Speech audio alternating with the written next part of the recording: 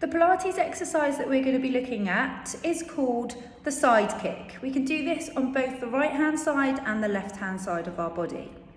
The purpose and benefit of the Pilates side kick is to build strength into the core and the side of the body. So really encourages strength into the waist using the oblique muscles.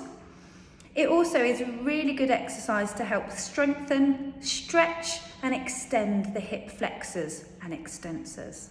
For the Pilates side kick, we're going to set ourselves up on our right hand side. Along the mat, the body in a nice straight line, head resting upon the bicep of the extended arm with the palm facing up.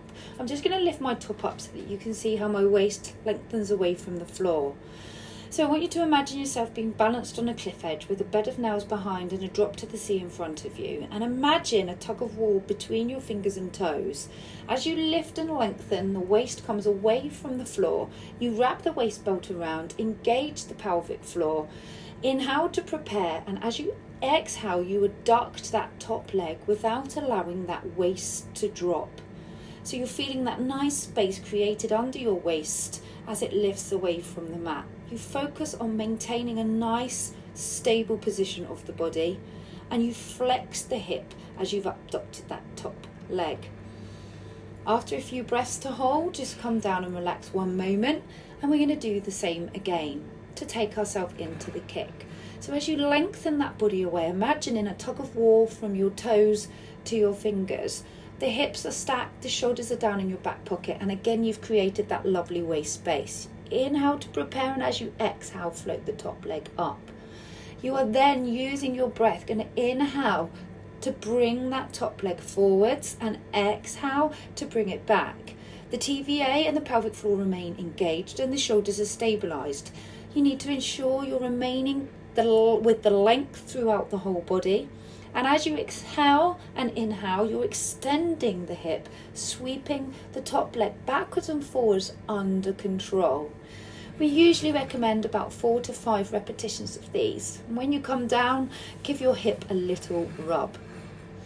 For the third level of this exercise, again, we're going to set up. As we lengthen and straighten that body again, you can see that the hips are stacked one on top of each other and the shoulders become stabilised. The tummy becomes tight. Again, we adduct that top leg, and this time we are going to gently, pointing the toe, make a circle about the size of a large watermelon, bringing the leg forward of the midline and taking it slowly all the way back, maintaining that lift throughout the waist and really focusing on maintaining that nice engagement of the transversus abdominis muscle around that tummy to really feel this in the hips. Remember to keep the breath coming in and out and controlled, stretching through the body and maintaining the length. Again, we can aim to do 4 circles in one direction and 5 in another. And as you come down, you can rub the hip and then come into a side release stretch, which we call the mermaid. Okay, so now we've done it on the right hand side. We want to balance the body by coming over onto the left. So once more, we use the mat as our ruler to ensure the body is set up in a nice straight line, balancing on the hips and shoulders. So as we draw that waist up and lengthen the body, again, we maintain stabilisation of the shoulders, the pelvic floor and TVA. We inhale to prepare, exhale and float that top leg up as we adduct the hip. So maintaining a nice stable position into that left hand side. Trying to remain as stable as you can, and if you feel comfortable, you can remove the arm away from the mat to just challenge your stability a little more.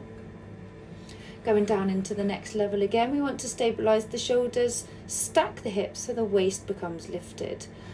Once we're stretched and aligned along the mat, we adduct the leg again and begin with that sweeping motion of the top leg. Under control, we will exhale to extend the hips, sweeping that top leg back and forwards. So legs remain about hip distance apart as they're lifted away from the mat.